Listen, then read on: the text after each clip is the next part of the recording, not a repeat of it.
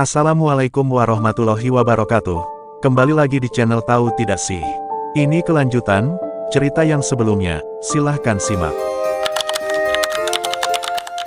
Pesan itu jelas-jelas mengancamku. Tapi jika ini satu-satunya cara menemukan Arka, aku harus datang. Yang tidak ku ketahui, seseorang ternyata sudah mengawasiku sejak aku melangkah keluar rumah. Aisyah tidak bisa tidur sepanjang malam. Pesan dari nomor misterius itu terus terbayang di kepalanya. Kalau ingin menemukan Arka, datanglah sendirian besok pukul 10 pagi. Dan yang lebih mengerikan, jangan beritahu keluarga Arka jika kau ingin suamimu tetap hidup. Berulang kali ia membaca pesan tersebut. Nomor itu tidak memiliki foto profil. Tidak ada nama, tidak ada petunjuk apapun. Hanya alamat sebuah tempat yang belum pernah ia dengar sebelumnya. Pukul 5 pagi, Aisyah masih duduk di tepi tempat tidur. Pikirannya dipenuhi pertanyaan. Bagaimana jika itu jebakan? Bagaimana jika orang yang mengirim pesan itu adalah orang yang menculik Arka? Namun bagaimana jika itu benar-benar satu-satunya kesempatan untuk menemukan suaminya?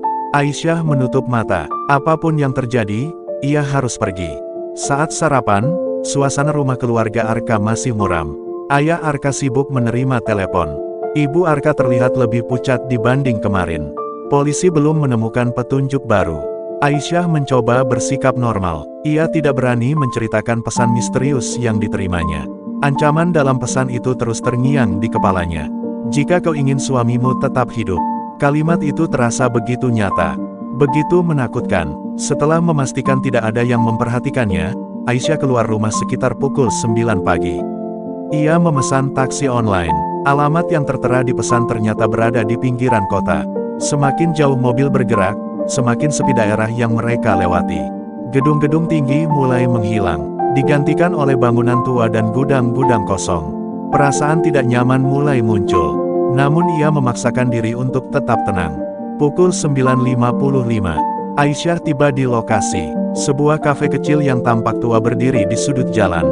Tempat itu terlihat sepi, hanya ada beberapa pelanggan. Aisyah masuk perlahan. Matanya menyapu seluruh ruangan. Tidak ada yang mencurigakan. Tidak ada yang tampak mengenalnya. Lalu seorang pelayan mendekat. "Nona Aisyah." Aisyah langsung terkejut. "Ya." Pelayan itu menyerahkan sebuah amplop coklat. "Ada seseorang menitipkan ini untuk Anda." "Siapa?" "Saya tidak tahu." "Di mana orangnya?" "Sudah pergi." Jantung Aisyah berdebar. Dengan tangan gemetar ia membuka amplop tersebut. Di dalamnya terdapat sebuah foto. Dan secarik kertas kecil. Begitu melihat foto itu, napasnya tercekat. Foto tersebut memperlihatkan Arka. Foto yang tampaknya baru diambil beberapa hari lalu. Arka terlihat sedang berdiri di depan sebuah bangunan tua. Wajahnya tampak serius. Namun yang membuat Aisyah merinding adalah sesuatu di belakang Arka. Seseorang sedang mengawasinya dari kejauhan. Seorang wanita. Wanita yang mengenakan jaket hitam. Persis seperti sosok yang terlihat di CCTV hotel. "Tidak mungkin," bisik Aisyah. Tangannya mulai dingin. Ia segera membaca kertas kecil yang ada di dalam amplop. Tulisan itu sangat singkat. "Jika ingin menemukan kebenaran, carilah gudang 17. Jangan percaya keluarga Arka." Mata Aisyah membelalak. Lagi-lagi kalimat yang sama. Jangan percaya keluarga Arka. Kenapa? Apa yang sebenarnya disembunyikan keluarga suaminya? Saat Aisyah masih mencoba memahami semuanya, seseorang tiba-tiba duduk di kursi depan. Seorang pria berkacamata, usianya sekitar 30 tahun. Wajahnya terlihat tegang. "Aisyah." Aisyah langsung waspada. "Siapa Anda?" Pria itu menoleh ke kanan dan kiri memastikan tidak ada yang mendengar. Lalu ia berkata pelan, "Aku teman Arka." Jantung Aisyah serasa berhenti sesaat. "Teman Arka?" Pria itu mengangguk. "Aku tidak punya banyak waktu." "Di mana Arka sekarang?" Pria itu tidak langsung menjawab. Sebaliknya, ia mengeluarkan sebuah kunci kecil dari sakunya. "Arka menitipkan ini." Aisyah menatap benda itu. "Kunci apa ini?" "Dia bilang suatu hari kau akan membutuhkannya." "Untuk apa?" "Gudang 17." Aisyah langsung terdiam. Nama yang sama seperti yang tertulis di surat. "Kau tahu di mana Arka?" tanyanya cepat. Pria itu terlihat ragu, seolah sedang mempertimbangkan sesuatu. Kemudian ia berkata pelan, "Arka tidak kabur dari pernikahan." Aisyah membeku. "Apa?" Dia dipaksa pergi. Dunia seolah berhenti berputar. Siapa yang memaksanya? Pria itu hendak menjawab, namun tiba-tiba wajahnya berubah. Matanya menatap ke arah jendela, penuh ketakutan. Astaga, ada apa? Pria itu langsung berdiri. Kita terlambat. Apa maksudmu? Mereka menemukan kita. Jantung Aisyah langsung berdegup keras. Ia menoleh ke arah jendela. Di seberang jalan berdiri sebuah mobil hitam. Kacanya gelap, mesinnya menyala, dan seseorang sedang memperhatikan mereka dari dalam mobil. Pria berkacamata itu terlihat panik. Dengar baik-baik, siapa mereka? Pergilah ke gudang 17 sebelum terlambat. Lalu Arka, jika kau ingin menyelamatkan suamimu, jangan percaya siapapun. Termasuk keluarga Arka. Pria itu menatapnya beberapa detik, lalu mengangguk perlahan. Seketika tubuh Aisyah terasa lemas. Sebelum ia sempat bertanya lagi, pria itu bergegas pergi melalui pintu belakang kafe, meninggalkan Aisyah sendirian. Dan saat ia kembali melihat ke arah mobil hitam itu, pintu mobil perlahan terbuka. Seseorang mulai keluar. Aku akhirnya berhadapan langsung dengan wanita yang terlihat bersama suamiku pada malam pernikahan kami. Namun kalimat pertama yang keluar dari mulutnya membuat seluruh tubuhku membeku. Aisyah berdiri terpaku di dekat jendela kafe. Jantungnya berdegup sangat kencang. Wanita itu keluar dari mobil hitam dengan langkah tenang. Jaket hitam, topi hitam, sosok yang sama seperti dalam rekaman CCTV. Tidak mungkin salah. Aisyah mengenalinya. Wanita itu mulai berjalan ke arah kafe. Setiap langkahnya membuat Aisyah semakin tegang. Pikirannya dipenuhi berbagai kemungkinan. Apakah wanita ini kekasih Arka? Apakah dia yang membuat Arka menghilang? Ataukah dia orang yang menculik suaminya? Tangan Aisyah mulai dingin. Namun ia tidak pergi. Ia ingin mengetahui kebenarannya. Hari ini juga. Beberapa detik kemudian wanita itu masuk ke dalam kafe. Matanya langsung tertuju pada Aisyah. Seolah ia memang datang khusus untuk menemuinya. Tanpa meminta izin, wanita itu duduk di kursi depan Aisyah. Mereka saling menatap selama beberapa saat. Suasana terasa begitu menyesakkan. Lalu wanita itu membuka suara. Kau lebih cantik daripada yang Arka ceritakan.